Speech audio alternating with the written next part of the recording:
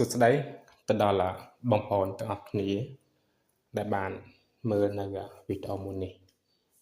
បាទអញ្ចឹងវីដេអូនេះគឺខ្ញុំនឹងបង្ហាញទៅលើ website មួយទៀត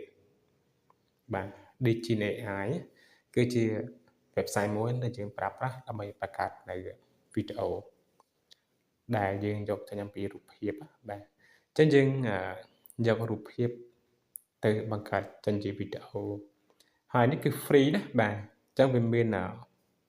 300 credit ដែរ free សម្រាប់យើង sign in ដំបូងបាទអញ្ចឹងបន្ទាប់មកពេលយើងចូលមកកាន់កន្លែងនេះយើងយកកន្លែងនេះមក create នេះមកណាបាទយើង type កន្លែង create ហ្នឹងមក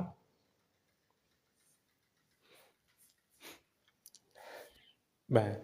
អញ្ចឹងបន្ទាប់មកទៀតគឺយើង type កន្លែងរូបផ្កាយនេះមកយើងប៉ះកន្លែងរូបផ្កាយនឹងមួយទៀតមកបាទអញ្ចឹងពេលយើងចូលមកដល់កន្លែងរូបផ្កាយនឹងហើយគឺវាចេញលក្ខណៈបែបនេះក៏យើងទៅសេព្រមណាបាទយើងទៅសេព្រមមកយើងដាក់មកក្បាននេះឲ្យតែវិការឥឡូវយើងចង់ដាក់រូបភាពឲ្យវាដើរយើងដាក់ walking ណានិយាយ talking ទៅញ៉ាំ eating ទៅបាទសរសេរ writing ទៅ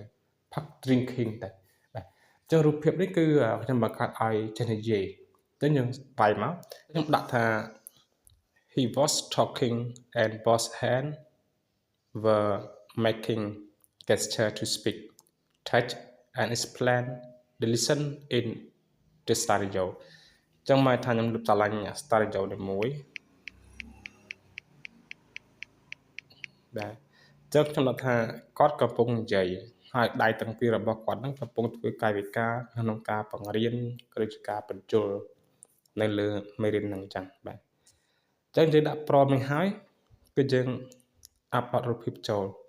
បាទយើងយកកន្លែងនេះកន្លែងរូបភាពនេះមកយើងថាច់ទៅនឹងមួយមកបាទថាច់ទៅនេះមួយមក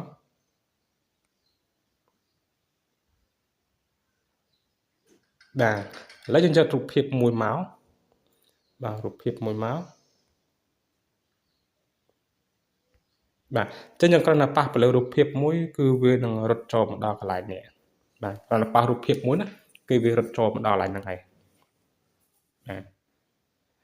អូខេអញ្ចឹងខ្ញុំសូមមកដូររូបភាពចេញបាទខ្ញុំសូមដូររូបភាពចេញអរគុណច្រើនសម្រាប់បងប្អូនអរគ្នាដែលបានគ្រប់គ្រងនៅវីដេអូរបស់ខ្ញុំដែលបានផុសទៅនៅក្នុង channel បាទហើយខ្ញុំនឹងបង្ហាញជាបន្តទៀតរបៀបបង្កើតនៅវីដេអូ AI ដើម្បីរកលុយជាមួយនឹង YouTube បាទតែយើងចេះប្រើ AI គឺយើងមិនបាច់បង្ហាញមុខក៏បានដែរហើយ AI ដែលខ្ញុំបង្ហាញនេះគឺពិតបាទគឺមើលទៅគឺដូចមនុស្សទាំងស្រុងតែម្ដងហ្នឹងហើយអត់មានជារណៈតកតាទេបាទអញ្ចឹងអរគុណច្រើនបាទសម្រាប់ការគ្រប់គ្រងរបស់បងប្អូនអ្នកគ្នាបាទឥឡូវខ្ញុំដាក់រូបភាពថ្មីបាទនេះខ្ញុំដាក់រូបភាពបែបនេះវិញហើយពេលបន្តមកទៀតបាទយើងកលេចមើលកន្លែងក្រោមនេះនិយាយដំបូងគឺវាឲ្យសញ្ញាយើងស្រាប់ហើយហ្នឹងហើយពេលយើងប្រើប្រាស់បានមួយសារគឺវាឲ្យសញ្ញាណាយើងដាក់លមក generate video បាទយើងថាច់ទៅនឹងមួយមកបាទអញ្ចឹងយើងរងចាំសិនអញ្ចឹងវីដេអូនេះគឺរយៈពេលបានតែ5 second ណាហ្នឹងហើយបានតែ5 second ទេអញ្ចឹងខ្ញុំអត់ទាន់បានបង្ហាញថាយើងគួរដាក់ប្រហែល second 10 second យើងធ្វើមិនខ្មិចបាទខ្ញុំតបានបង្ហាញកន្លែងទេអញ្ចឹងខ្ញុំបង្ហាញជាដំបូងសិនកាលណាដំបូងគឺបងប្អូនគ្នាយល់ហើយគឺស្រួលបាទយើងអាចសេរី10វិនាទីគឺ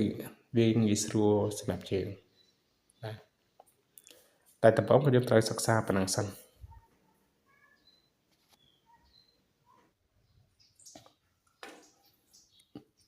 បាទអញ្ចឹងវីដេអូយើងគឺបានពេញហើយនេះគឺជាកាយវិការដែលយើងយកចេញអំពីរូបភាពមកអូខេហើយ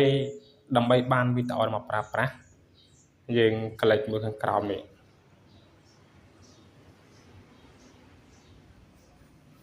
មាននៅរូប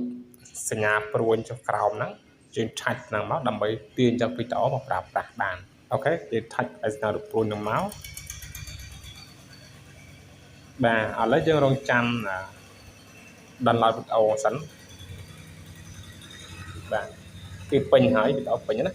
ពេញហើយបាទអញ្ចឹងវីដេអូហ្នឹងគឺមានប៉ុណ្ណឹងហើយក៏សូមអរគុណច្រើនសម្រាប់បងប្អូនអរគ្នាដែលបានគ្រប់គ្រងនៅវីដេអូរបស់ខ្ញុំដែលបានផុសទៅនៅក្នុង channel បាទហើយខ្ញុំនឹងបង្ហាញជាបន្តទៀតរបៀបបង្កើតនៅវីដេអូ AI ដើម្បីរកលុយជាមួយនឹង YouTube បាទអញ្ចឹងយើងចេះប្រើ AI គឺយើងមិនបាច់បង្ហាញមុខក៏បានដែរបាទអញ្ចឹងអរគុណច្រើនបាទសម្រាប់ការគ្រប់គ្រងរបស់បងប្អូនអ្នកគ្នា